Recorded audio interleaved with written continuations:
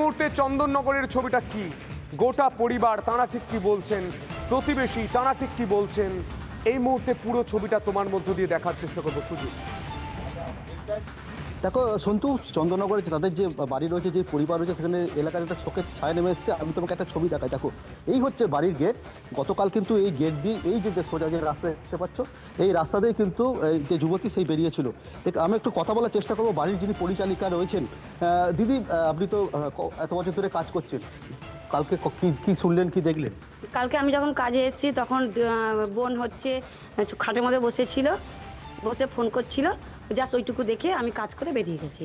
তো এই এখন আমি ঢুকলাম, ঢুকে দেখলাম, শুনলাম পাশাপাশি বাড়িতে এই পজিশন, তাই জন্য আমি একটু লাস্টে কাজে এসেছি, নাহলে আরও আগে আমি কাজ করে বেরিয়ে যাই। পরিবারের কে কে রয়েছে আপনি? এখানে বলতে আমার হচ্ছে বৌদি থাকতেন, আর আমার মানাই হচ্ছে আমি ভাইজি যাকে বলি, ও তো বাইরেই থাকেন। তো আর দুটো জেঠিমা আর কাকিমা থাকেন, আর দাদা তো মারাই গেছেন, আর বৌদি, আর কেউ থাকে না। আর আমি কাজ করি এই 7 থেকে 8 বছর হবে। হ্যাঁ, কাজ করছি। দাদা যখন মারা গেছে তখনও আমি এসেছি। এইটা শুনে আমি এখনও এলাম, আমি তো বুঝতে পারিনি। খুব ভালোবাসতাম, খুবই ভালো মেয়ে, খুব মনে আঘাত লাগলো, মেয়ের মতন পিসি পিসি করে। কালকে দেখলাম, এসে শুনলাম এরকম, মানে কি বলবো আর বলুন। এইরকম একদমই তাই। দেখো, পরিবারের সদস্যরা যেমন ভেঙে পড়েছে, এবং পরিচালিকা তিনিও কিন্তু গতকাল যখন পরিচালিকা এখানে আসেন জল ফেলছেন। সুজিত, চোখের জল ফেলছেন। তিনি ভাবছেন যে দিদিমণিকে তো আমরা দেখলাম দুপুরে, তারপর আর তার মৃত্যু হয়েছে, তাকে খুন করা হয়েছে, সেটা জানার পর পরিচালিকাও চোখের জল ফেলছে। এই ছবিটা গোটা রাজ্যের মানুষ দেখছে। সুজিত, সঙ্গে থাকো, সরাসরি ব্রজোর কাছে যাওয়ার চেষ্টা করবে। ব্রজ, পুলিশের তরফ থেকে কি ব্যবস্থা নেওয়া হচ্ছে? পরিবার কি এই মুহূর্তে ঘটনাস্থলে গিয়ে পৌঁছেছেন? পুলিশ কি বলছে? মদ্যপ যুবকদের কখন ধরা সম্ভব হবে? আমরা আবারও সুজিতের কাছে যাওয়ার চেষ্টা করবো। সুজিত, এই মুহূর্তে ছবিটা দেখার চেষ্টা করবো। সুজিত, জানি না দাদা। একদমই তাই। পরিচালিকা রয়েছেন, এই যে এত বছর ধরে, প্রায় 8 থেকে 10 বছর কাজ করছেন, এত দিন ধরে কাজ থেকে দেখেছেন, এই অবস্থা কতটা খারাপ লাগছে? খারাপ বলতে প্রচুর খারাপ, মেয়ের মতন পুরো ধরতে গেলে মেয়েই, একদম পিসি পিসি করতো মেয়ে, মানে একদমই মেয়ে। কথা বলতো, ভালোবাসতো, কোনো কিছু অসুবিধা হলো কি আমি বলতাম, ও যতটা পারতো বৌদিকে দিয়ে হেল্প করাতো, সত্যি কথা বলতে। কি শুনলেন? আমি শুনলাম পাশাপাশি বাড়িতে যে এই ঝুপাইদার মেয়ের অ্যাক্সিডেন্ট হয়েছে, এইটুকুনি শুনলাম। তো আর তো কিছু জানি না। আমি কাজ করে অন্য বাড়ি থেকে ঘুরে এলাম, যেহেতু আমি এখানে থাকবো, কেন বৌদি কোনোখানে গেলে আমার দায়িত্ব একটু থাকে যে আমি দুটো মানে ভদ্রমহিলাকে দেখতে পারি, সেই কারণে আমি বেলা করে এসেছি। তো আমি এখনও থাকবো, বৌদি আসুক, তারপরে আমি যাব। মানে এত বছর ধরে কাজ করছেন, সকালবেলা এরকম আগেই তো অনুষ্ঠানে যেত, তার সাথে কথা হতো, কি খেতে ভালোবাসতো? খেতে ভালোবাসতো তো অনেক কিছুই স্যার, কিন্তু ও একটু মাংস খেতে ভালোবাসতো, মানে এইসবগুলো একটু খেতে ভালোবাসতো, তার বেশি আমি আর কিছু বলতে পারছি না। মানে আমি যখন আসতাম তখন তো ও ঘুমাতো, বৌদি বলতো তোর আজকে ভাইজি মাংস খাবে, এই একটু করবো, এই রকম। মানে পুরো আমি জানতাম না যে খুব প্রিয় কী জিনিস ছিল, এইটাই। কিন্তু মাংসটা খেতে ভালোবাসতো। মানে এতদিন ধরে গান বাজনা হতো আপনাদের বাড়িতেও, তো এই যে যখন কাজে আসতেন এখানে গান বাজনা হতো, তার পরিবারের সবাই গান বাজনার সঙ্গে যুক্ত। আপনিও কি যখন গান বাজনা হতো আপনি? না না স্যার, আমি একবেলাই কাজ করি, আমি একবেলা কাজ করে বেরিয়ে যাই, আমি বিকেলে আর আসি না, আমি সব বাড়িতে একবেলা করে কাজ করি। এই দোষী যারা দোষী, তাদের কি শাস্তি দাবি করছিল? এবার দেখুন, আমি তো জানি না কি হয়েছে না হয়েছে ব্যাপারগুলো, তো আমি এখন কি বলবো। যারা মানে কিছুই করে থাকো তাদের শাস্তি হওয়াটা উচিত। ড্রাইভারটাকে চিনতেন না? না, আমি কোনোদিন দেখিনি দাদা। ধরুন একটা লোক, ধরুন আপনার ভাই দীর্ঘদিন ধরেই তো আপনি এখানে কাজ করতেন, কিছুদিন আগে তার বাবা গত হয়েছে, এবং এই যে রয়েছে আপনাদের মামুন বলে যাকে ডাকতেন, এই মামুনের মানাই বলতেন, এই মানাইকে কাল থেকে বাড়িতে আসবে না, পরিবারের সবাই কি জানে? এখানে ঠাকমা দিদারা রয়েছে, জানে তারা?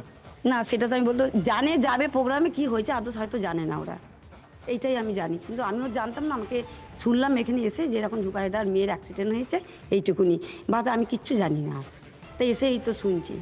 সুজিত, আবারও তোমার কাছে আসবো। ব্রজোর সঙ্গে থাকো, সুজিত সঙ্গে থাকো, আমরা শোনানোর চেষ্টা করব ওই রাতের অভিজ্ঞতা, তার সহযাত্রী কি বলছেন শোনানোর চেষ্টা করব, শুনবো।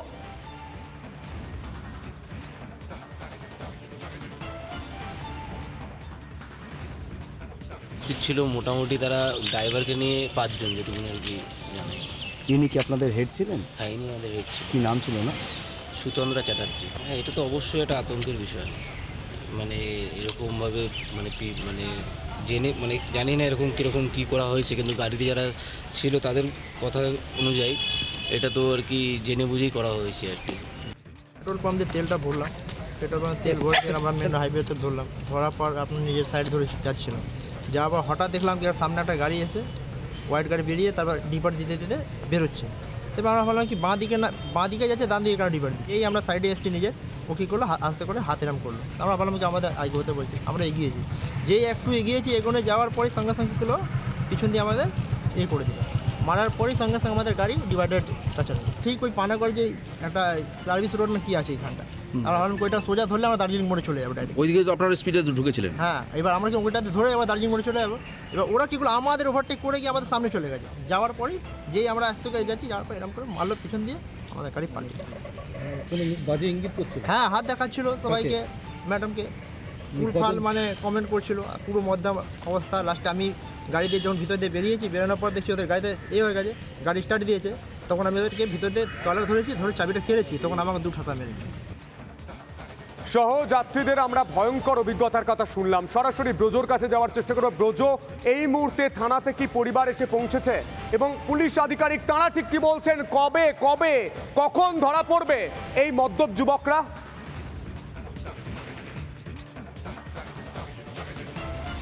দেখো, এখনো পর্যন্ত এর কোনো উত্তর নেই। এই মদ্যপ যুবকরা যাদের জন্য এই ঘটনা ঘটেছে বলে যে অভিযোগ, এবং সেই যুবকরা কখন ধরা পড়বে, পুলিশ ঘটনার তদন্ত চলছে। আমি জানি না কি এই মুহূর্তে কাকসা থানায় মৃতা যে তরুণী, তার মা এবং পিসি তারা কিন্তু এসেছিলেন, এবং এই থানায় তারা এসেছিলেন তাদের পরিবারের অন্য লোকদের সঙ্গে।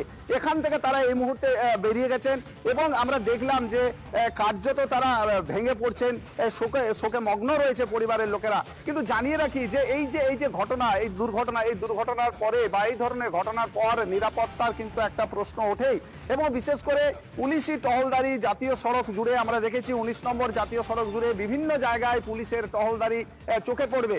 ট্রাফিক ব্যবস্থা সামলানোর নামে সিভিক পুলিশ, রাজ্য পুলিশের চোখে পড়বে। কিন্তু এই ঘটনা বেপরোয়া ভাবে মদ্যপরা তারা কিন্তু জাতীয় সড়কের ওপর পাশাপাশি গাড়িতে তরুণীকে দেখে তাদেরকে টিটকেরি, তাদেরকে অশ্লীল অঙ্গভঙ্গি করছে, এবং দুর্ঘটনার কবলে পড়ছেন তরুণী এবং তার সঙ্গে যারা ছিলেন। এবং কার্যত এই ঘটনার জেরে এই যে বেপরোয়া, এই তো যে মদ্যপ যুবকদের যে বেপরোয়া যে তাণ্ডব, সেই তাণ্ডবের জেরে কার্যত এক তরুণীর কিন্তু প্রাণ গেল। স্বাভাবিকভাবে এই প্রশ্ন ওঠে যে 19 নম্বরে জাতীয় সড়কে গভীর রাতে, মাঝ রাতে এই যে সাধারণ মানুষের নিরাপত্তা, সেই নিরাপত্তাটা কোথায়? সিসিটিভি জায়গায় সিসিটিভি থাকার কথা, কিন্তু এখনো সিসিটিভিতে সেই কোনো ছবি ধরা পড়েছে কিনা তা এখনো আমাদের কাছে সামনে আসেনি। পুলিশের পক্ষ থেকে সরকারিভাবে এখনো কিছু জানানো হয়নি। কিছুক্ষণ আগেই এসিপি কিন্তু বা পুলিশের উচ্চ আধিকারিকরা এখানে ছিলেন, তারা ঘটনার তদন্ত শুরু করেছে, এবং মৃতদেহ এখানে রাখা ছিল, সেই মৃতদেহ কিন্তু দুর্গাপুরের দিকে নিয়ে যাওয়া হয়েছে। এবং আসানসোলে যেটা খবর পাচ্ছি আমরা, যে আসানসোলেও কিন্তু এর ময়না তদন্ত হতে পারে আসানসোল জেলা হাসপাতালে, এটা এই মুহূর্তে আমরা পুলিশ সূত্রে খবর পাচ্ছি। তবে যেটা কিছুক্ষণ আগে দেখা গেল যে তার মৃতা তরুণীর মা এবং পিসিমা এবং তার পরিবারের লোকেরা তারা কিন্তু এসে পৌঁছেছেন, এবং কাকসা থানায় তারা যে তদন্তকারী আধিকারিক তাদের সঙ্গে তারা কথা বললেন, এবং তারা এখান থেকে বেরিয়ে গেছেন।